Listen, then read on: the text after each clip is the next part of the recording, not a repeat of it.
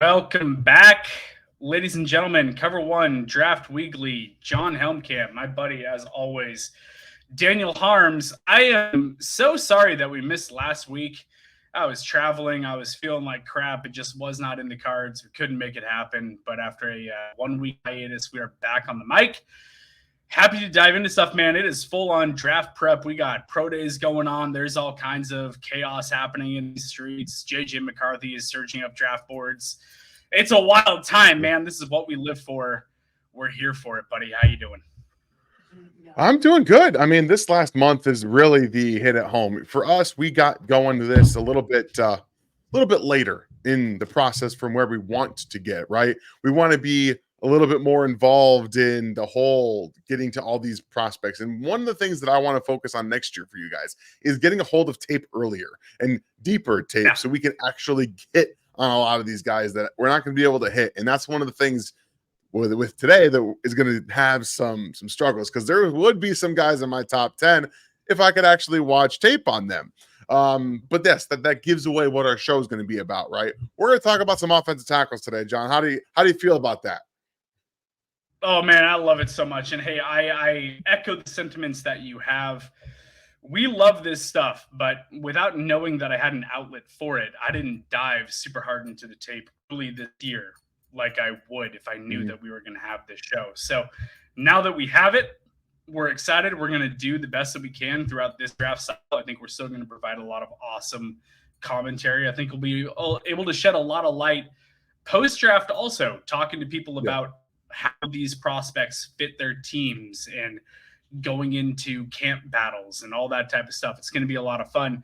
But what I am so thrilled for is we start getting into next year and being able to put together that big board super early in the process and looking at the movers and shakers and let guys travel throughout the process together, as Daniel Jeremiah likes to say, and be able to put together that big board for the 2025 draft. But hey, before it's 2025, it's 2024, and we got a great draft in front of us with a lot of players to talk about. And trust me, we know a little bit about a little bit, so we're going to be able to talk about the guys.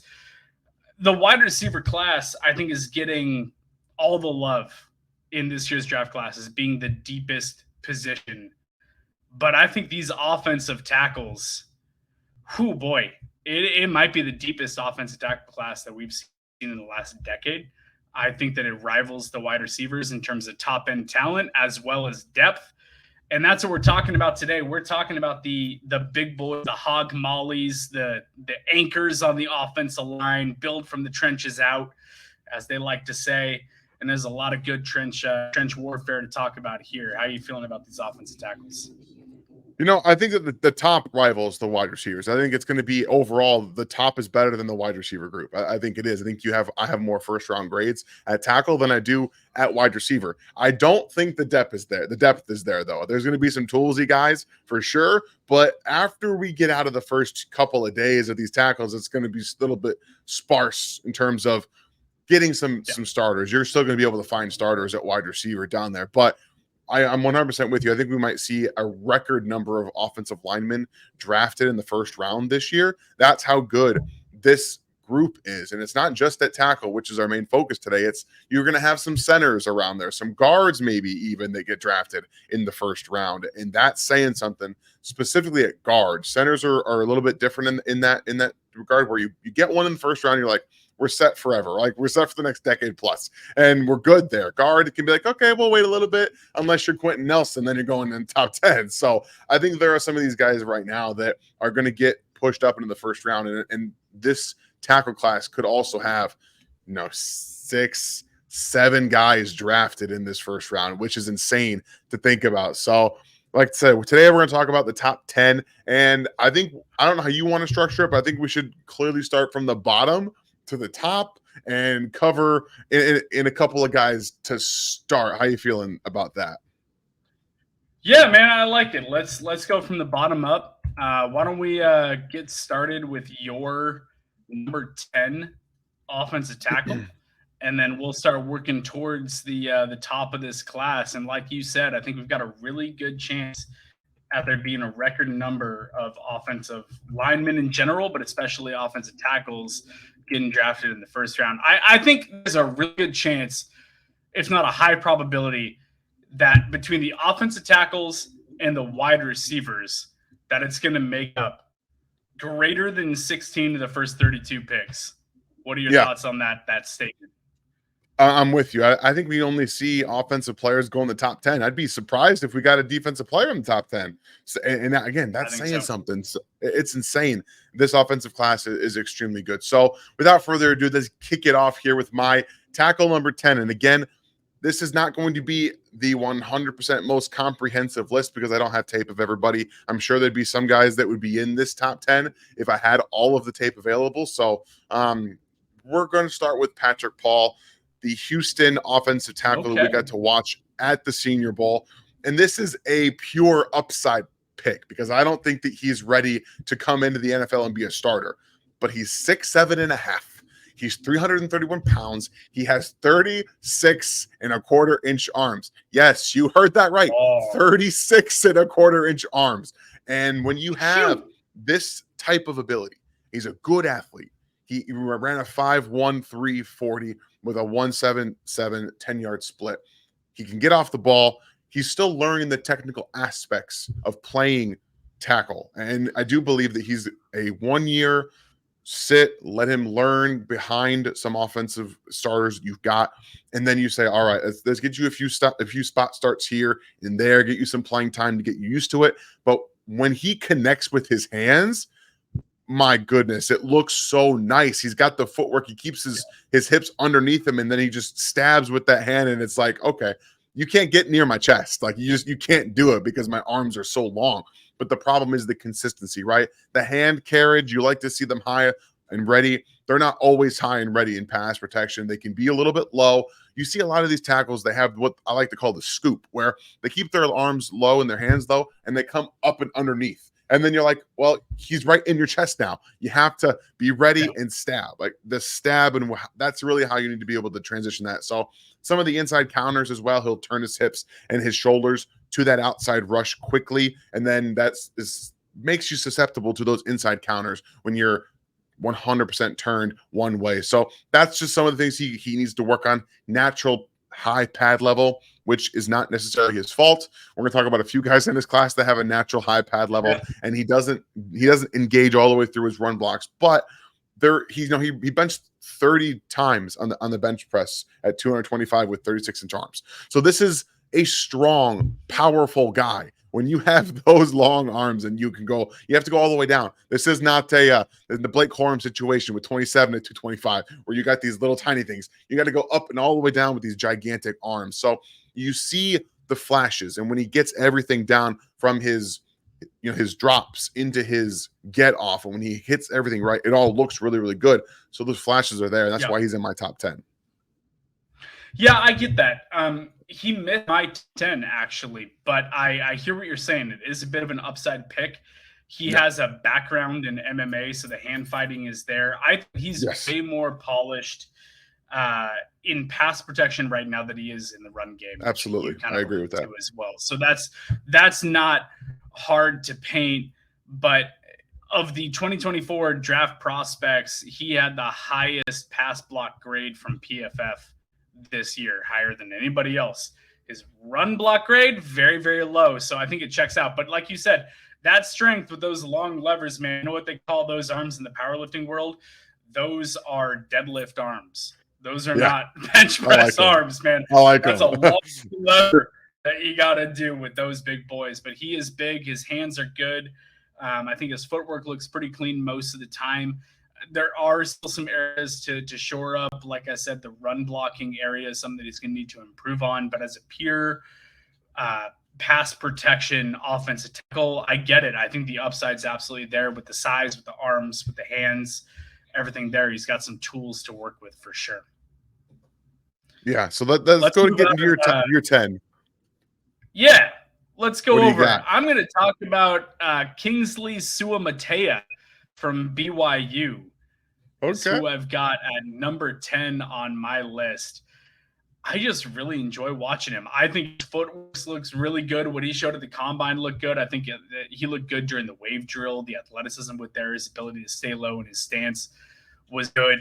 I think Kingsley Suamataia, he did a lot of work on the offensive line at BYU. And, last year, BYU produced an offensive lineman with a really high athleticism score.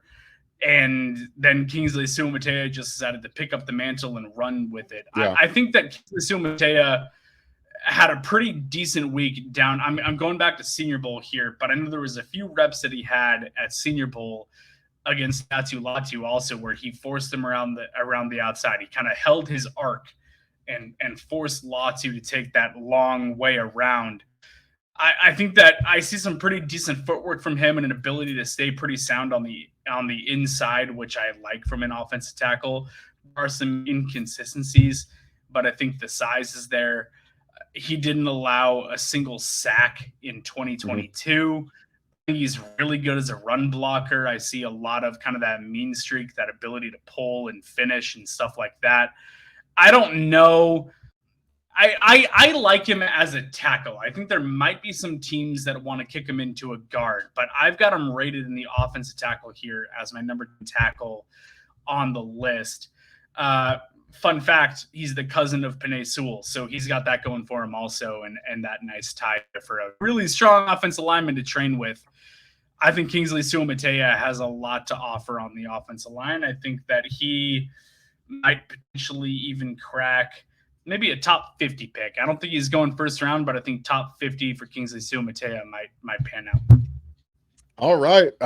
We're already going to get a little bit spicy here because Kingsley did make my top 10 as well, but he is my number 6 tackle. I am a huge fan of Kingsley Sumatea. Okay. I think that what he offers, not only from a tackle perspective, but for position flexibility. I think he can play everywhere. Even if you asked him to learn how to snap, I think he could play center as well. But you really want a 6'5", 34-inch, armed guy playing at center. So I think he has 4 position flexibility. Started at right tackle 2 years ago. Then they said, hey, you want to play left tackle? He said, I got you, coach. I'm a team captain as a redshirt sophomore. And he went over there and just started every game at left tackle this last season. So he's young. He has a lot of upside.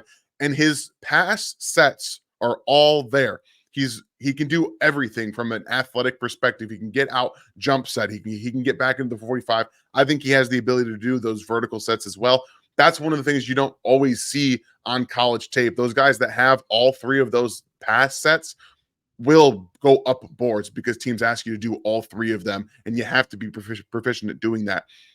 One of the boxes that I look for is the re-anchor hop. So if you're getting bull rushed, how do you reset? You have to take, usually it's that hop. You take both feet and you jab them in the ground really, really quickly to try and reestablish leverage. He does that. He's proficient there. Obviously they pulled him a ton at BYU. They were like, hey, you're an athlete. We're going to move you from left to right. You're going to do all this kind of stuff. He gets to the next level extremely well. And when he lines up his second level blocks, good luck.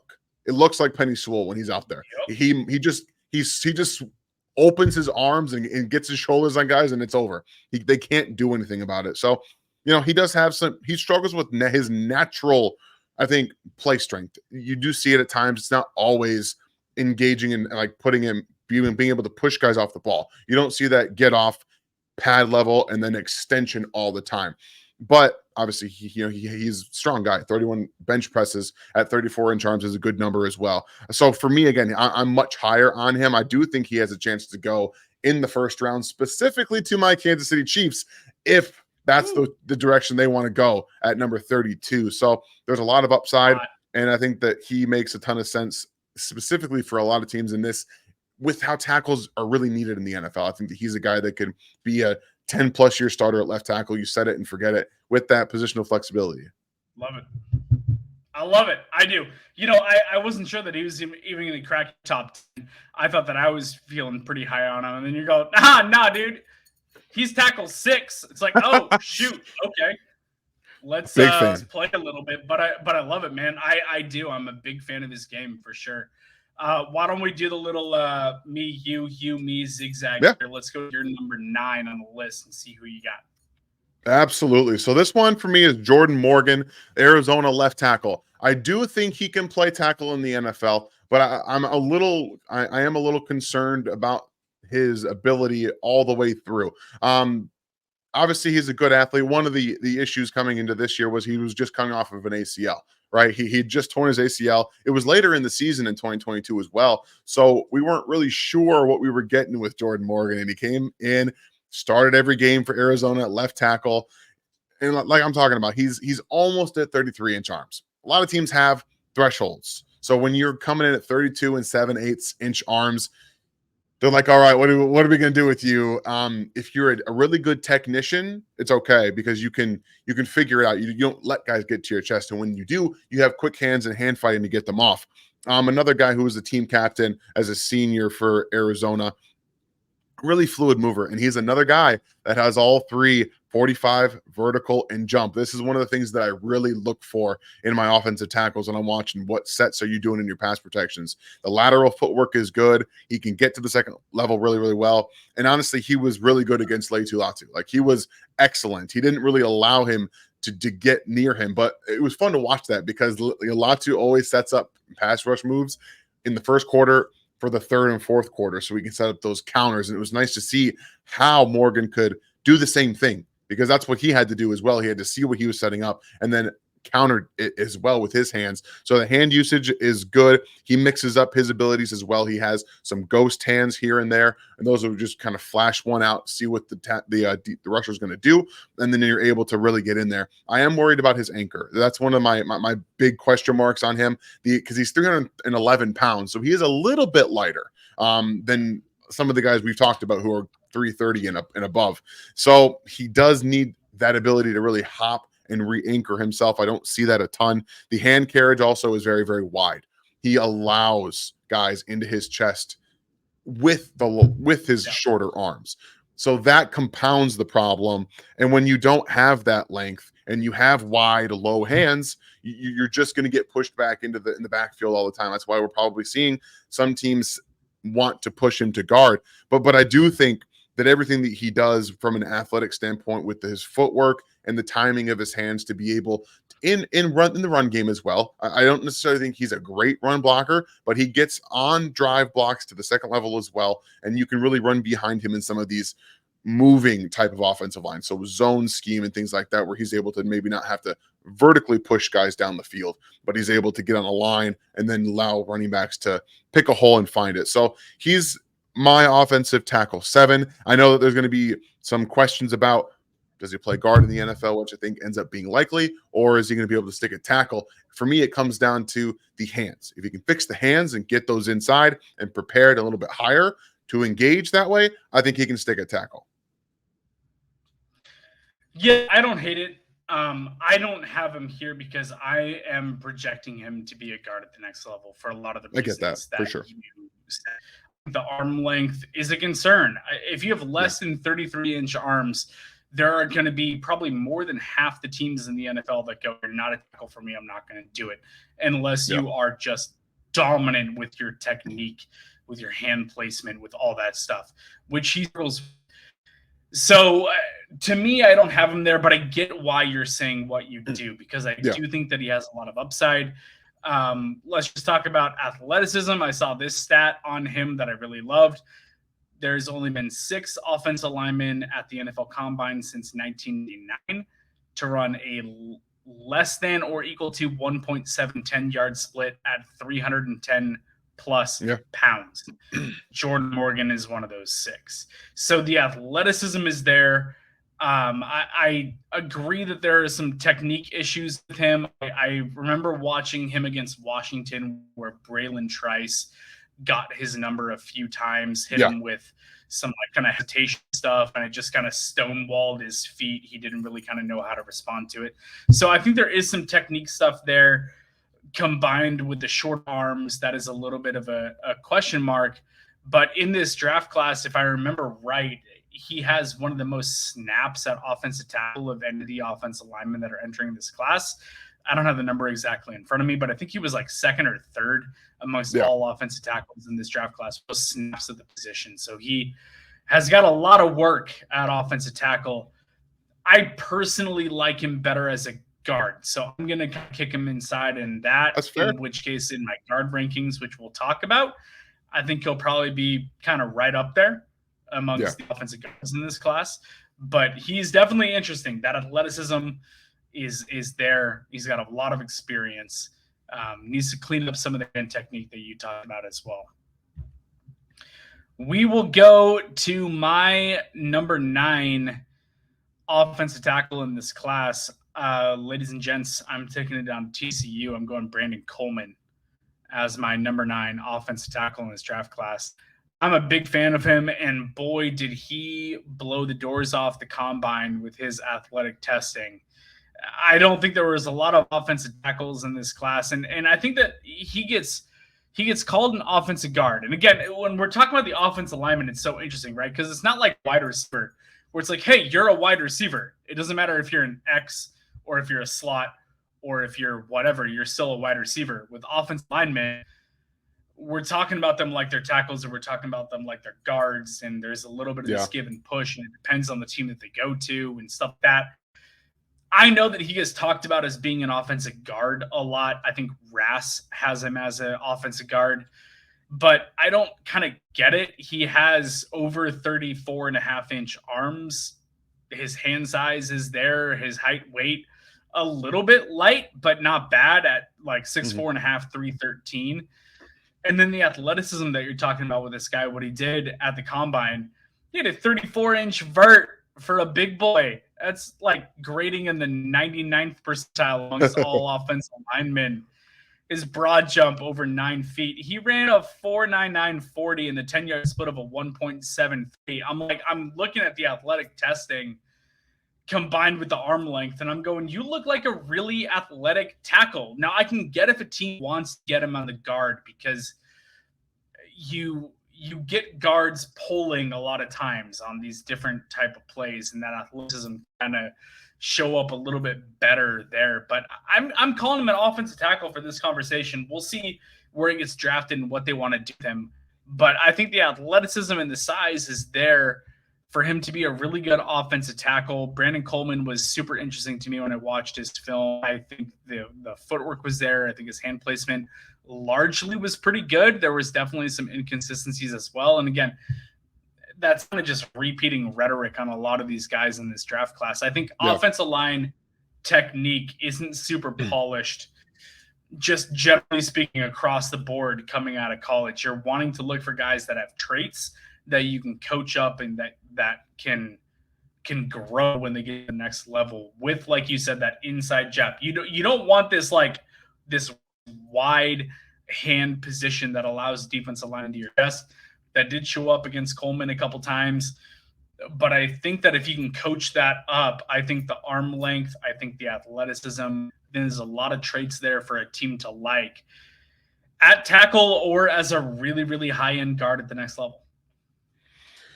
Yeah, he was on my guard list too, and I think he has the makings of a tackle. Like, you look at him, you're like, he looks like he's a tackle, and then you watch him play for me, and I was just like, the footwork is the bugaboo. I can't get by the lateral agility, and that's why he didn't do the 3-cone and the 20-yard shuttle, because it shows on his tape. And when you're in those pass sets and you have to get to your spot all the way out to the left or the right, those speed arc, when those guys can threaten the arc, I don't see the ability for him to be able to get there. And then if they hit him with an inside counter or a spin move, to be able to recover. The recovery athleticism wasn't there for me. While his hand placement was sporadic, and like you were talking about with a lot of these guys, it's going to be sporadic because you're learning, you're trying to, especially because a lot of these guys are playing all over the place. Like, they're not just playing one position from high school into college. They're learning a bunch of different techniques and trying different things. So I understand that. Look, I'm looking at the body, and I'm like, yeah, this guy could be a tackle, and I do think we could see a Jamie Sawyer kind of a player who was a tackle at Georgia, and then he was drafted by the Chargers. He had to start at tackle, and he was just fine. Like, I could see that actually happening and being what happens, and he turns into maybe even like a Michael Onwenu from the Patriots, who came out of Michigan. Like, these kind of type players that have that build, but maybe they start at guard early on and they have to start at tackle, and it turns out they're just fine. I could see that happening very, very easily in the right scheme, in the right system. So he was on my board as a guard, but I understand the body types and the wanting that kind of physical player with those long arms and just kind of the body ability with his kind of get off. And then that's the thing, is you show him in the get off in the run game, you're like, okay, I can see what we're doing here. And the straight line athleticism, I think, is okay. I have my own questions about the lateral agility. So sure, that was my thing. I get it. Let's go over to yours here. All right, so we got now offensive tackle 8 as I switch into my notes here. Tyler Guyton, Oklahoma right tackle.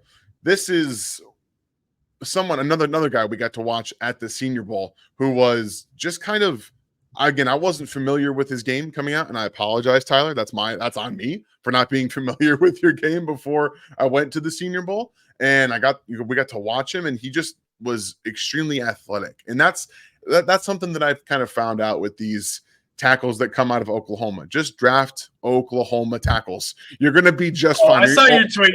I saw your tweet, man. Just quit. Just draft him. Just take him. Just do it. He's 6'8", 34 plus inch arms at 322. Like it's beautiful. And it's 6'8". This dude, again, another one of those players that's a naturally high pad level type player. It's hard for them to get down in those run blocks, and he does try, and that becomes a problem for him at times because he gets pulled through on run plays a lot.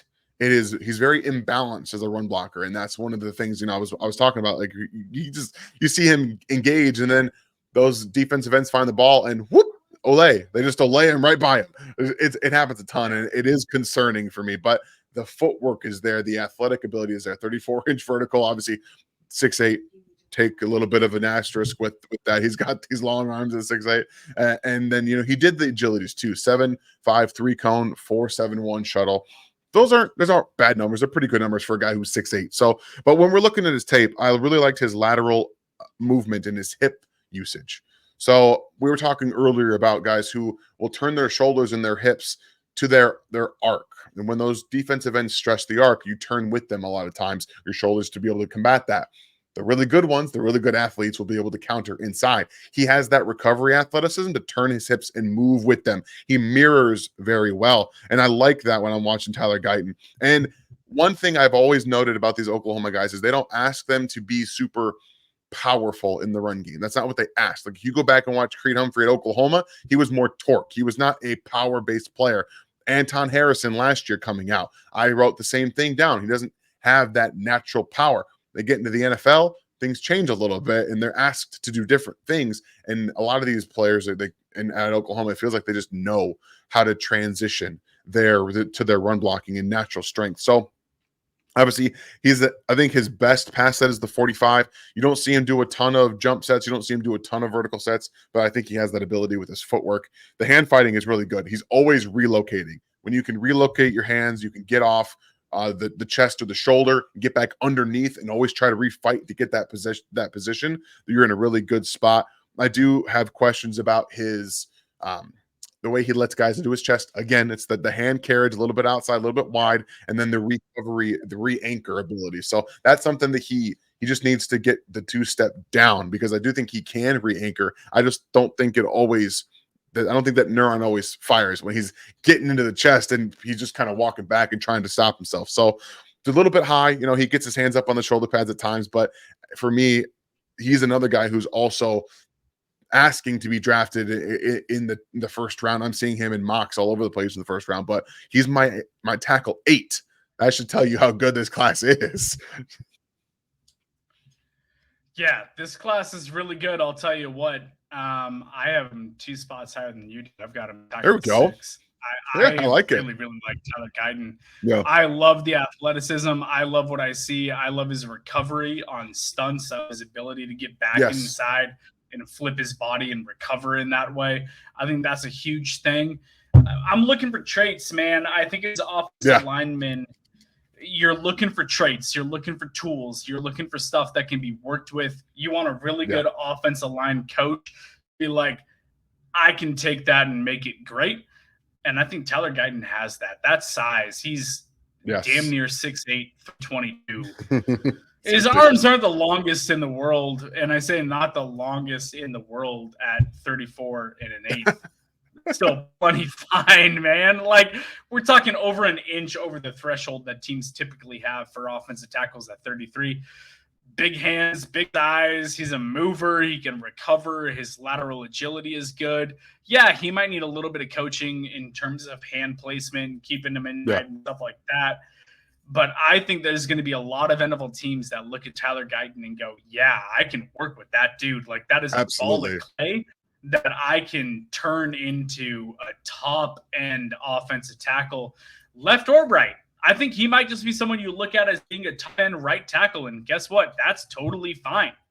Teams need those too. It's not just the left side of the line that you need. I think they've got a lot of ability. I think that the athleticism is there, the size, everything. Like, he's one of those. He's a ball of clay offensive tackle to me that I think NFL teams are going to love. And like I said, one of my favorite things is on stunts and stuff like that. His ability to recover inside is awesome. And I really, really enjoyed that about Tyler Guyton. So he's someone that I have as offensive 6. And again, we're talking about a super deep offensive lineman class. I think there's a lot of years where Guyton would be the OT3, you know, like maybe top 15 draft pick, something like that. I don't think this year he's going to sniff that, but I still think that he's going to be a first round pick and one of those guys that goes in the 20s to one of these teams that wants to mold him and maybe has a little bit more of that flexibility, because we're talking about a playoff team, right? Where you're not going to want to rush him along and throw him right in. Pretty high on him. I like that a lot. Yeah, I love that you're having at 6. I'll go over to I love it a lot. I'll go over to my offensive lineman. I think 8 here is what I'm at. Right? Yep. I'm going to go Christian Jones out of Texas. I'm going to talk about an offensive lineman that had himself a week at Senior Bowl. He showed up. He was big. He was agile. He was moving all over the place. He comes off the ball super quick. He's great in run protection, which that is kind of a weakness of some of these offensive linemen in this class, where they might be really good in pass sets, but they don't give you a lot when it comes to the run. Christian Jones is one of those guys that can get off the ball in a run snap, and he is firing off to go take care of business. I know that he is small for an offensive tackle, coming in at 6'5", 305. Did only 20 reps on the bench. I'm looking at his right now, but his athleticism testing was great. His off the ball was awesome. His 10-yard split was a 1.77, ran just over a 5-second 40. I see an offensive lineman that has just a lot of length, man. He's just like put together. I know the arm length isn't necessarily there, but I look at him just on the field from his feet to his hands, and he covers a lot of ground. He just looks like an offensive lineman that eats up space, knows how to leverage defensive players, knows how to get inside them. I think that I don't know if there's many offensive linemen that when they got down to the Senior Bowl made themselves more money. Maybe Christian Haynes, maybe. But I think Christian Jones, we're just talking about the Christian twins here. Christian Jones, I think, down at the Senior Bowl popped up for a lot of people. I think he was a name that a lot of people were writing down. It's really good on the one-on-one drills. And I think that he's someone that is worthy of maybe a top 45 pick. I don't know that he's going to go necessarily first round, but I think that maybe there's going to be a team that looks at him and the tools that he brings to the table and thinks that he's worthy late first, so that they get that extra year of team control. But I like him a lot. I think that he's good. I think that he's rising up a lot of boards. I've seen some comps to Ryan Ramczyk, and I think that he has that kind of ability in him as well to climb up someone's board where they're willing to take him in the late first round pick. Yeah, he just missed my top 10. I think he would be 11 if we did this with everyone that we have. I think he ended up at 11 for me, and I understand the upside stuff. I get it. I fully think that his effort goes 100% noticed. This is the guy who's always looking to finish, and I love that in an offensive tackle. You could just like point him as like a bull at red and say, go do that thing right now, and he'll do that. And I love that about him. He's got really good grip strength. I think he's one of the best in terms of hand grip strength in class. We're going to get to somebody else who's the best at it, but he's right up there. And when he latches on and drives, it's over. he is going to drive you into the dirt if he can. So that's nice to see. I think his anchor is good. For me, it comes down to the footwork. We talked about it with the guy out of TCU, and I don't see the lateral agility from him. It's a lot of the same with in terms of getting to that arc. Can you get to the arc and then recovery back inside? I don't see a ton of that on his tape, and that doesn't mean he can't do it. I think that his feet just need to be a little quicker. For a guy who's 305, I would have liked to see quicker feet from a tackle perspective, and I thought that he labored a bit, not only getting into his pass sets, but transitioning from right to left, and that puts you in a bit of a poor spot. I saw him getting beat across his face multiple times, which was tough to see. And he also lowers his head. He'll just kind of look to jab and lower your head, and if you can't see what you're blocking, you're going to miss it half the time. So I think that there's a lot of upside there with some technical tweaks, especially with the effort. I can't stress this enough.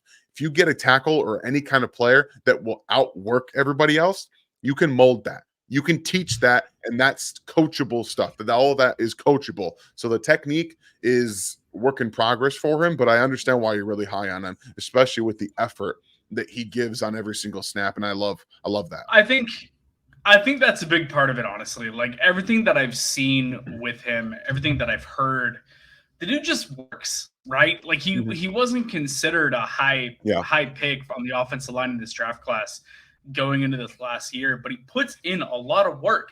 And everything that I heard out of Senior Bowl was that he was taking feedback well, and he was trying to improve, and he was trying to grow, and that he was someone that you tell him something one time, and then he's going to get it and he's going to apply it and move forward.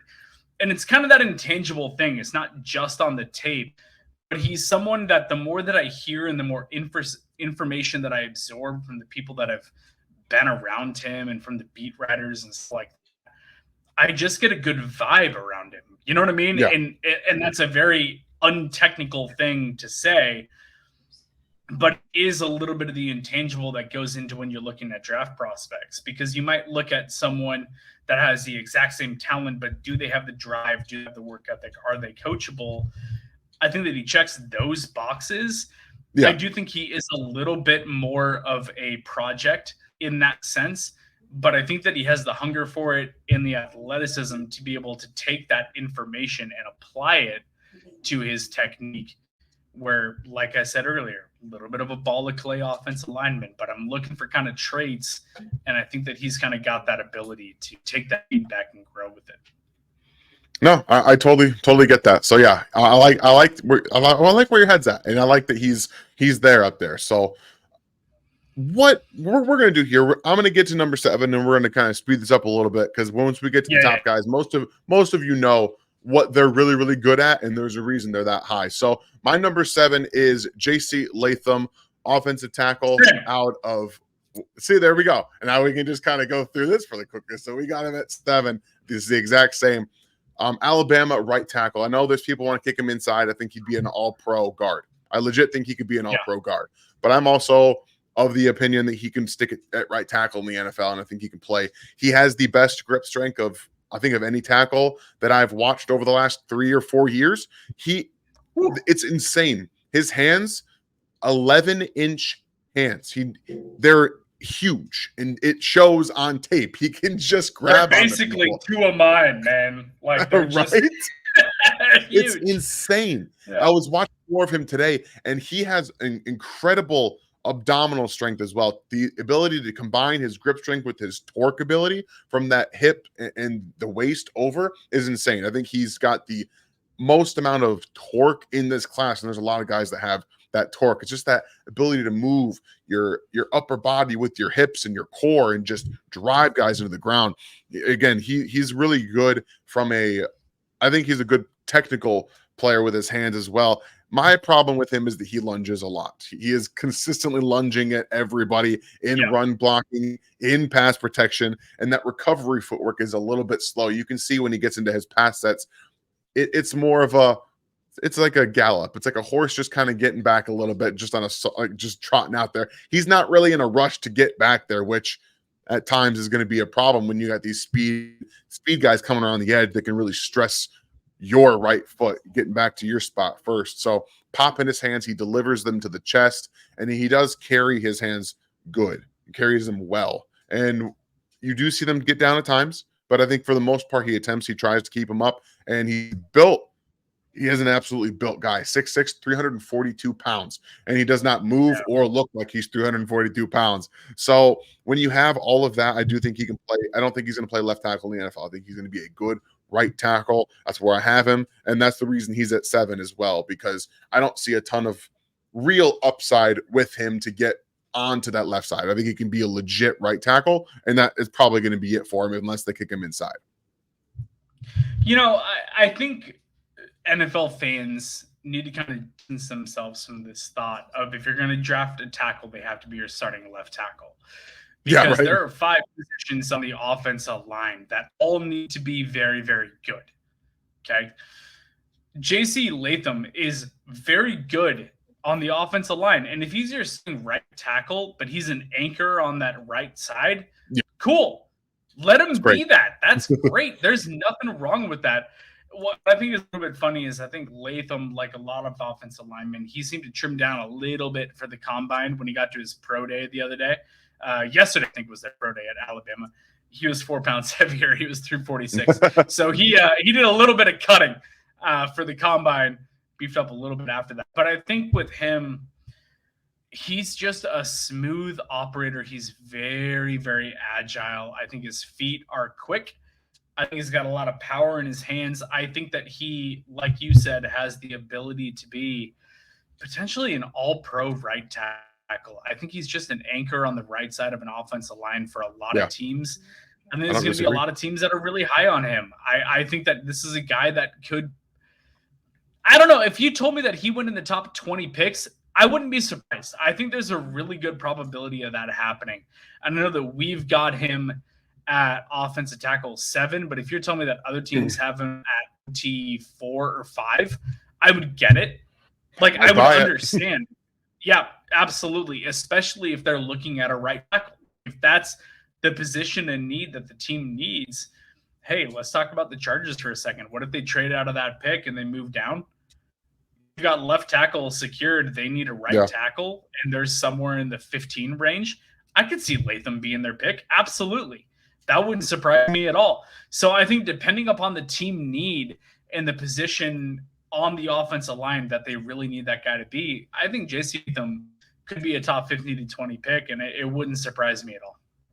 Yeah, no, I'm 100% with you. That makes a lot of sense. And this is a pick your flavor, right? Like choose your own adventure kind of thing.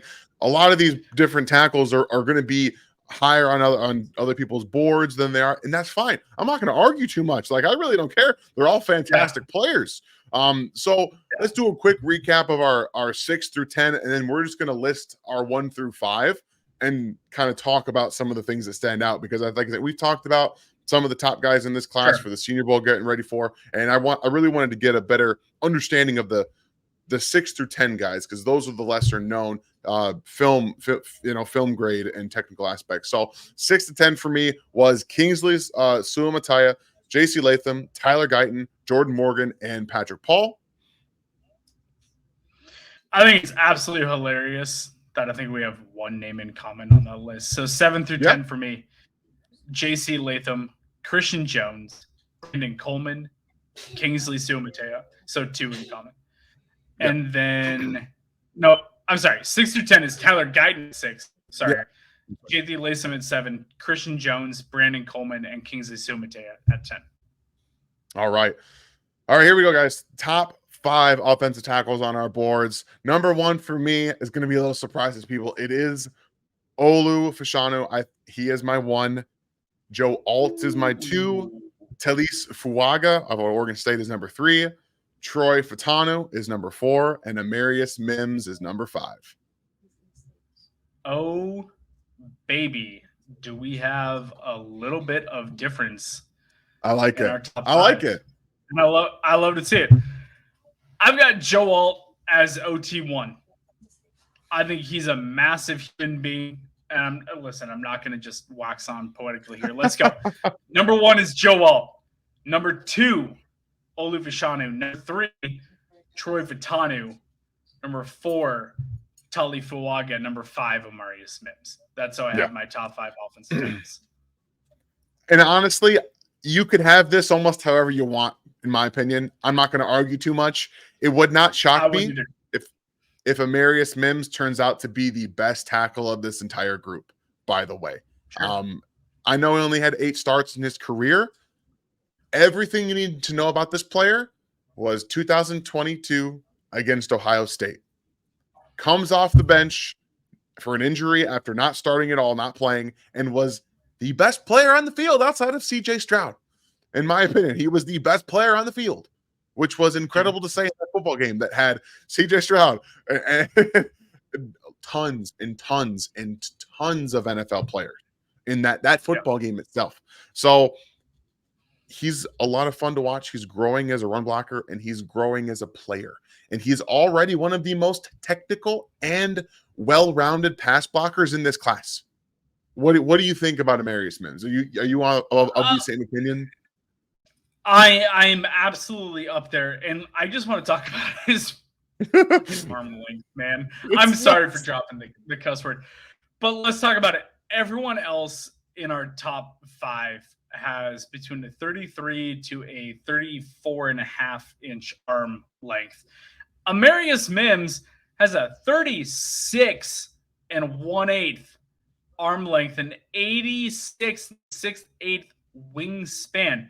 The second closest wingspan in the group is Joe Alt, who is 6'8". He's a massive human being, and his wingspan is 82 6/8. Guys, it's 4 inches less. 4 inches.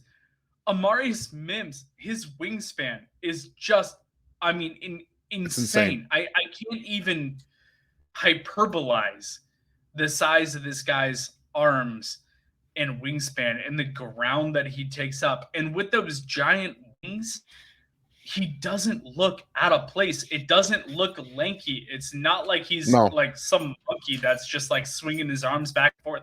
Like, he is in control all the time.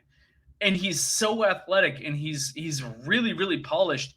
I get what you're saying. I've got him at 5 on this list because I think that he is a little bit raw still. Yeah. But that upside, man, the athleticism, the talent, the technique, the arm size, and the way that he uses them and his recovery ability on side to side, his footwork, his hand placement, everything about it. If you told me that he ended up as the best offensive tackle out of this group and a team could potentially take him like down around 12 to 15 or something like that, it would not surprise me at all. Like we said earlier in the show, I think offensive players are the top 10 picks in this draft class. I don't think that a defensive player sneaks in there. I think it's basically quarterbacks, wide receivers, offensive tackles that make up the top 10 in this year's draft. Dallas Turner, I think, is going to be the first defensive player off the board wherever he ends up going. I think the one team that might pop out to me is Chicago at 9. That might be a possibility where I could see a defensive player sneaking in there. But you're saying Amarius Mims could be the 3rd, 4th, 5th offensive tackle off the board, somewhere in like the 10 to 15 range, with that size and that explosiveness and that wingspan. Man, that is a fun prospect, and whatever team drafts him is going to be licking their chops. It's going to be awesome. It absolutely is. I can't wait to see where he goes. I think these 5 guys that we have in our top 5 go in the top 15. I think all 5 of them are gone in the top 15, which is an insane thing to say.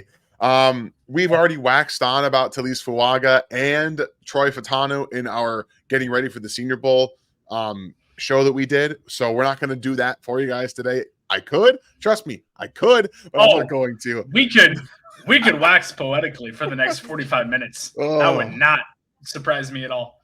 So the big difference here, obviously, is that I've got Olu at 1. You have Joe Alt at 1. So for me, when I was watching these 2 players, I saw Olu with a much higher upside as a player. And obviously that comes with a little bit of technical refinement in his game. Obviously, I think Joe Alt from 2022 to 2023 did get better. But when I watched Joe, I saw some things that really they actually bothered me. Like his hand carriage is also very low. His natural high pad level, which again is not his fault. But my big holdup was that he's got great footwork, but he allows guys into his chest at will. And he doesn't really do much to stop it at all. And when you don't have that anchor ability, which I'm a little shocked he doesn't have, he can get bullied. If you go watch him against Clemson, Rook Ohoro just bullied him a couple of times, just took him into the backfield. And there wasn't enough power usage for a guy his size and his strength prototype. So I think that he's going to have to get naturally stronger. And I don't have that worry about Olu. I see the anchor. I see the footwork to reestablish and the ability to prevent those speed rushers and then counter with those inside recovery feet.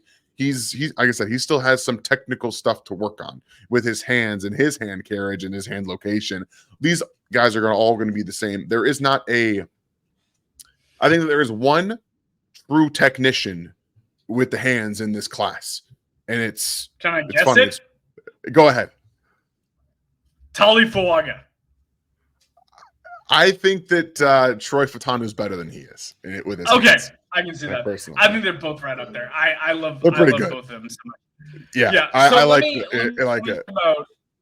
You waxed on a little bit about Olu there, and Olu Fashanu is super interesting because last year everyone thought that he was going to come out in the 2023 NFL draft and be the #1 offensive lineman drafted. He was right up there. He was garnering top 5 consideration. He was on everyone's big board, really, really high up the process. And then he didn't return, and it was a really, really surprising move. To my memory, it's not that he was recovering from any sort of injury or anything like that. It was just a choice that he wanted to return. He wanted to finish up his time at Penn State, and he went back. It was a really, really bold choice because he was expected to go top 5. I don't think he's going top 5 this year. I think he might cost himself a little bit of money. I can understand if he's a team's top offensive tackle. And honestly, if he's still a team's offensive tackle after returning to school and dealing with this year's offensive tackle class, which it has a ton of names, then credit to him, because this is a really hard class to come out and top in. To me, I've got Joel up there, but Olu Fashanu, he's got nastiness, he's got grip strength, he has a punishing ability, he can finish guys, he has footwork. I think I can agree with you in your statement that he has the highest upside in this class. The one thing that I will say about Joe Alt, I'll flip it to the other side, is that Joe Alt in 2023, similar to Olu Fashanu, he had better tape a year ago, I think, than he did this year. Now, what was really interesting to me about looking at Joe Alt is that this last year in college football, Notre Dame fired their offensive line coach from the year before, and they moved on to a new offensive line coach. And I think that new offensive line coach might have tried to tweak a little bit too much when it comes to Joe Alt, because I think that his tape from the year before was a lot better. But I still see a guy that is a mammoth of a human being with really good athleticism and really good technique. I agree with you about the hands into the chest concerns. I do think that he allows guys to get into his chest, which I think can be cleaned up. But I'm looking at just a monster of a left tackle at 8.5. I mean, just a huge human being. I mean, just a huge human. I don't know how to say it. He's a huge human, and he was head and shoulders above the offensive lineman, the other offensive lineman at the combine. It was insane to see on the field. I can't shake the feeling that there's going to be a lot of teams that just look at his size and think that he deserves to be the first offensive tackle taken. I wonder if I'm almost falling a little bit victim to that because of his sheer size. But I do think that up until this last year, he showed really good technique, really good ability, really good flexibility, and able to learn and process and stuff like that. I don't like what the offensive lineman coach did at Notre Dame this year with Joe Alt. I can understand Ole Fautanu being your number one offensive tackle on the board. Man, I think the biggest takeaway here is the top 4 offensive linemen in this class. They are really, really special, and they're going to go super early. And we've got a lot of teams that need them. Yes. Teams that already have their quarterback in place. We've talked about the Jets. We've talked about the Chargers. We've talked about several other teams looking at the top of the list here. I mean, man, if Arizona's open to business at 4 and they want to move down for a team that wants to come up, because, hey, listen, we're hearing J.J. McCarthy is surging up the boards. Yes, sir. He might be the 4th overall pick. It might Could happen. be. You have 4 quarterbacks go in a row, and if Arizona's open to business at 4 because they've got a suitor like Minnesota who all of a sudden made the trade up and has a late first-round pick in addition to their 11th overall that wants to trade up and take J.J. McCarthy, and you're looking at Arizona moving down to 11, they might be in the offensive lineman conversation there. I don't know, man. There are so many teams at the top of the draft that need offensive tackle. We're going to hear so many of these names go so early on draft night. And I think it's really going to come down to positional flexibility, what teams currently have what in place. We know the Chargers already have their left tackle set. So do they want to take a Taliese Fuaga that they think is a more natural right tackle? And that fits what they're doing better. It's all a big chessboard. And like I said earlier, it's not just a wide receiver is a wide receiver. A left tackle is not a right tackle, is not an offensive guard, it all comes down to how these teams want to put together their offensive line based on what they currently have in the building.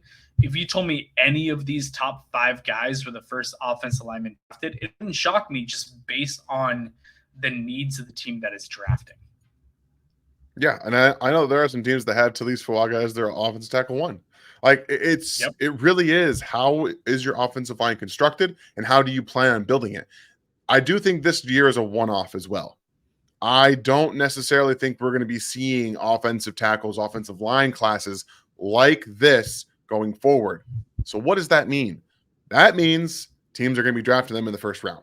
Like I said, records I think are going to be set for offensive linemen drafted in the first round because we're not going to be seeing this going forward, and teams know that. And they don't want to miss out on these guys. So if you need a wide receiver, if you need a defensive player in the first round, trade back.